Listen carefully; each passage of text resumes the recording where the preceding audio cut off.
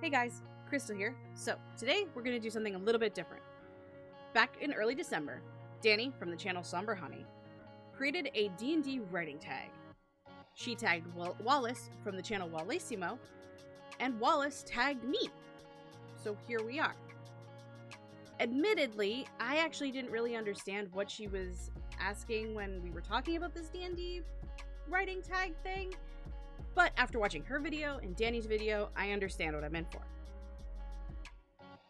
All the info to their channels and everything else I mentioned is going to be down in the description below. I love Dungeons and Dragons. It's been one of my passions with writing since I started playing in 2017. Hell, back when I was in college for baking and pastry art, I had to write a paper for English. And I wrote it about Dungeons and Dragons.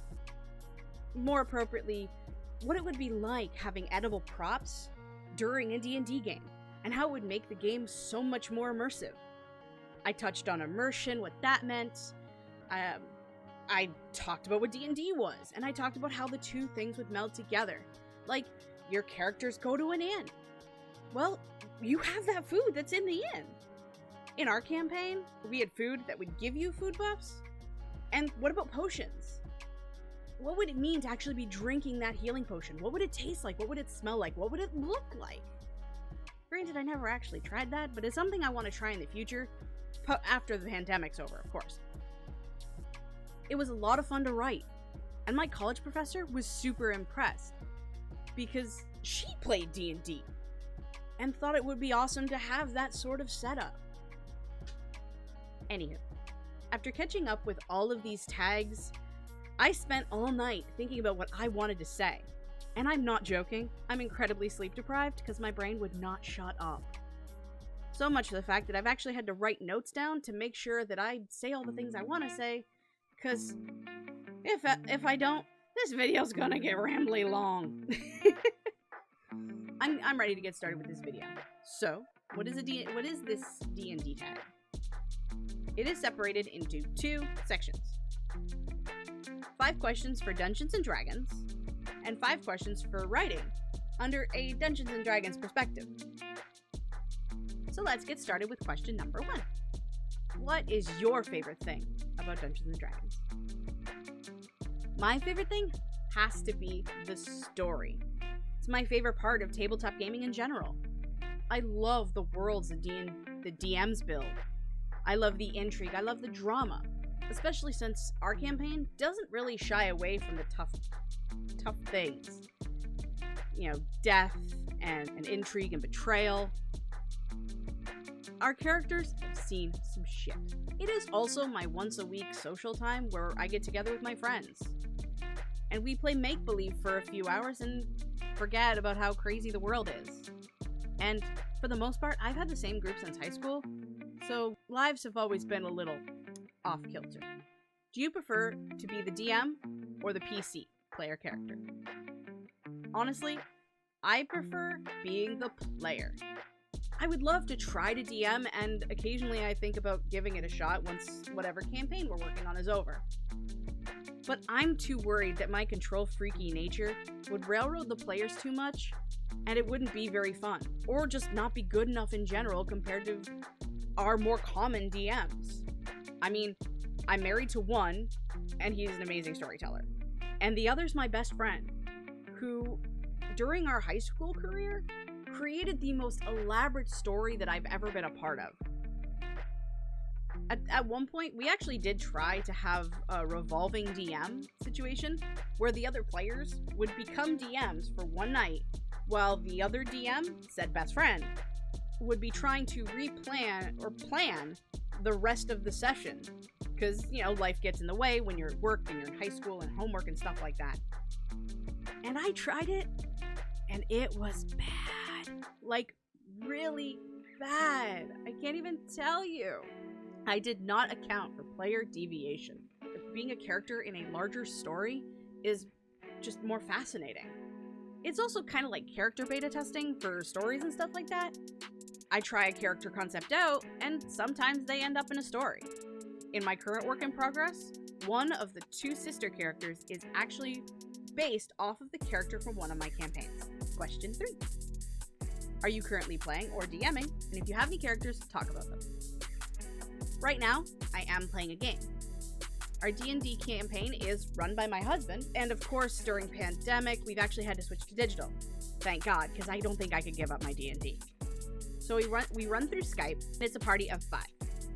Made up by 2 of my closest friends from high school, a friend of one of said friends, and said friend's girlfriend. So shout out to the Ravnica Renegades. I've mentioned my current character in other videos. Oh, speaking of which, I'm upping the production quality of that particular series, so that's why you haven't seen any videos of her lately. But her name is Phoebe Fizzlebang. She is a gnome wizard of the Izzet Guild. We're part of the Guildmaster's Guide to Ravnica Adventure. I keep remembering where my camera is. For any Critical Role fans out there, think Victor, the black powder salesman from Vasselheim, and Caleb, the current character that Liam O'Brien is playing, and push them together. Yes, my character is psychotic. And she's also way smarter than me on a technical level, which actually is a fun challenge because I'm playing a character that has more knowledge than I do, that is more advanced in the arcane and just general knowledge, and she's an engineer. As of right now, she is a level 1 wizard and a level 2 artificer. By the time the campaign's over, she's going to get another level in artificer and finish up whatever she has left in the mage school. So she loves tinkering, and she loves magic, loves explosions. So it's different playing a character like that is very self-absorbed and smart to a point of pure arrogance. And I really, really, really hope that I'm not annoying my friends, because it's pushed me so far out of my comfort zone that sometimes I forget how to behave. Maybe. I could all just be all in my head. Question 4. Do you have any superstitions about D&D or anything else? And I gotta say, I definitely have some superstitions. I do participate in the common dice jail superstition, where that little bugger rolls a nat 1 and you throw it away. Okay, not throw it away. I don't actually put it in a dice jail. I put it back in the box that I had up here previously before my cat started playing with it, just so it can see how much fun all the dice is having without it. It kind of sounds lame, I'm well aware. Pre-pandemic, I did also believe in having a new character requires a new set of dice. The other dice have seen some shit and have been a part of something greater, so it's time to get some fresh meat on the table. I would pick out dice based on the color scheme and the themes of the characters. So for instance, my green dragonborn ranger had a black and green set of dice. My character from the Firefly Serenity series that I played had a red set simply because her name was Scarlet. And my baby dragon character used a green and gold set of dice. My current character, since we're in the middle of a pandemic, doesn't actually have her own set of dice. What I resigned to is painting my nails for her colors. Question 5. Do you watch any D&D shows? Well, I've mentioned Critical Role at least twice, so there's one. I've also watched other shows like High Rollers, Dice Camera Actions, and even the comedic, slightly animated, cut-down show called Harmon Quest, which was a lot of fun and I highly recommend. But Critical Role is the one I come back to religiously, and the one that has cemented itself in my life. It's what got me into Dungeons & Dragons. I originally played 4th edition, and I hated it. Or was it 3.5? See, I can't even remember which version of that I played, because my brain couldn't wrap around it. Also, we had a crappy DM, but that's for another story. After watching Critical Role, I gave it another shot. It replaced our Firefly Serenity system that we've been using since high school. And I am linking Critical Role down in below. I'm gonna keep saying that, just to let you know that stuff is down below. I mean, hell. I played World of Warcraft with my friends, of who I miss dearly since I can't play anymore, and our guild was named Vox Machina. We were a fan guild, where a bunch of nerdy-ass WoW players sat around and talked about how much they loved Critical Role and Dungeons & Dragons. So yeah, I'm a massive critter. I mean, I even got my Dagger and Dagger shirt on today. I was so smart and wore my Dagger and Dagger shirt. I've also, yeah, and you can also see the art. I'm a critter. It's a thing. Hell, I did mention that Phoebe is influenced by Caleb, so sometimes they even help me in the character creation situation. More on that later, though. Okay, so now we're on to the writing section. Question number 1. DM. What is your favorite thing about world building? Mine is a bit of a non-answer. I like building the character's playground. That does sound general, but I love all of it. I love the geography and mapping things out, which is so much easier now that I've found mapping programs, one of which I use highly called Incarnate. I'm going to link that down below as well. They have a free version that I use. It does just enough for what I need it to do, and I recommend it. It also helps so much planning where the characters need to go. I like building the lore, the things the characters discover, how they perceive the world based on the stuff they know about the world. I like making puzzles and obstacles for my characters to solve. Like I said, I feel like that's a bit of a non-answer, but my favorite part is to set the stage for drama. Because like I said, it's all about the story. Question 2. The player. What is your favorite part about character creation? Real talk, I may or may not have a character creation problem. Especially since we use D&D Beyond. I love trying to come up with weird and wacky combinations for different wacky ideas. Like the Tiefling Paladin, who has severe anger issues, but is trying to live based on the tenets of her god. And how does her anger issues come out while dealing with situations? Or how about the plucky half-elf bard, who only knows the life of her father's bar, and hears stories from other adventures, and has to deal with drunk, belligerent morons that shape her cynical idea of how the world works, to the point where she goes off on her own adventure to really see if it's really all that awesome. And things ensue. I tend to build characters backwards. I start with the idea, the type of mood I want, and what kind of history they would have based on whatever world my DMs create. Except for that one time that I played a baby dragon, because I played a baby dragon. How could you say no to that?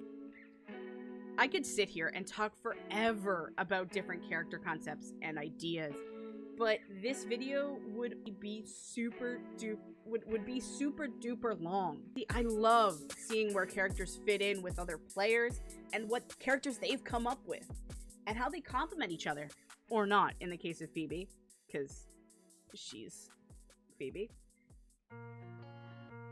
I want to look deep in the motivations of characters. What drives them? What's their passion? What's their worst fear? I have different character creation sheets, not just in D&D Beyond, and different prompts and stuff like that to really flesh characters out. And I use them for every single character that I come up with, to the point where I might as well know them as well as I know my husband. It's a problem. There are some characters that I don't do need fleshed out, but once I start playing them, they see the previous notion of knowing them as much as my husband. Like I said, I tend to use it as character beta testing sometimes. Question 3. Roll for initiative. Do you prefer to pants or plot? And we're talking about two different outline things, where it's you either write by the seat of your pants or you use an outline. And previously, I was a hardcore pantser. Like, I wrote 3 books that will never see the light of day, just by the seat of my pants while pretending I was paying attention in French class. 12 years later, I'll admit, I kind of see the light of plotting. I've had so many ideas in the last few years that I have wanted to write or didn't want to write, that I don't think I would have gotten nearly as far as I would have now if I didn't at least have a little bit of an outline. Though, that being said, Sometimes I feel like the characters write the story for me, which requires just a little bit of pantsing. It sounds weird, but it's kind of the same thing in Dungeons & Dragons. The DM plans, the players laugh. Question 4.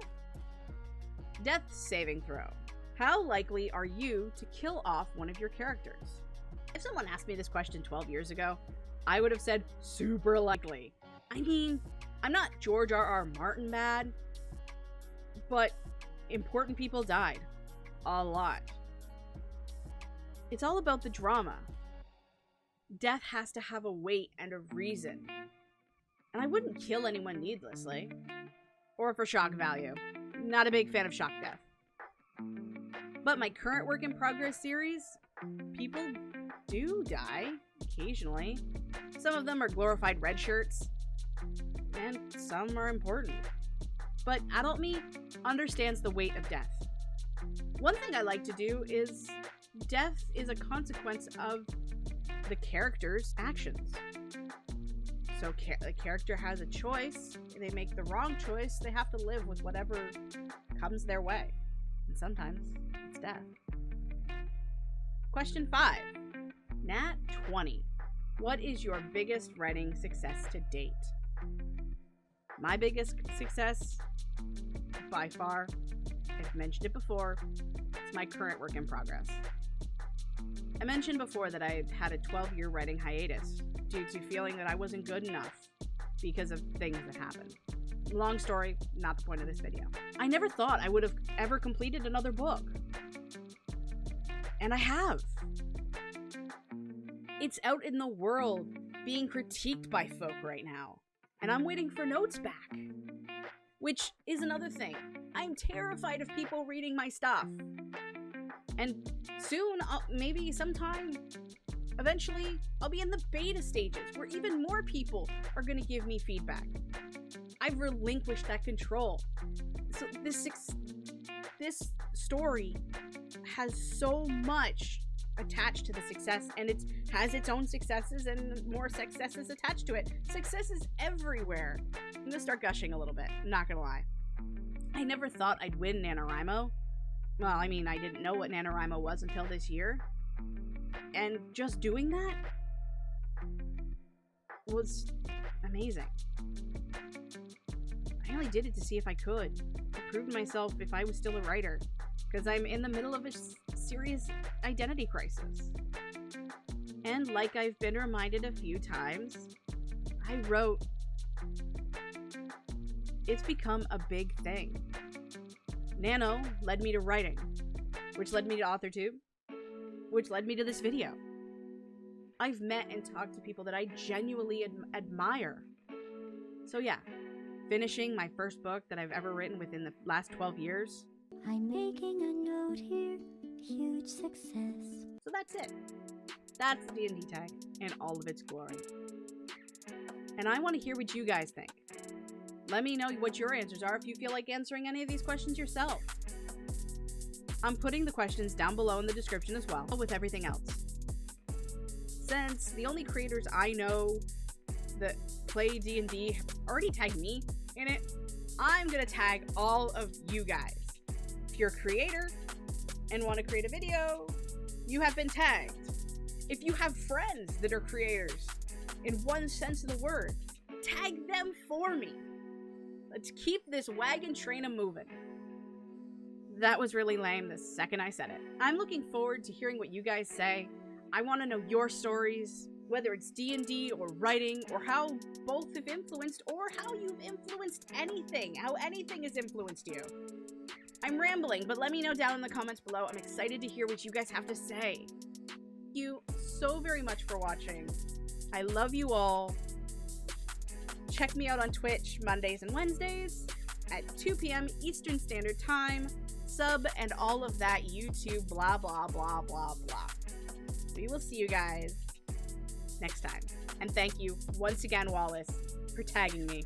This has been awesome.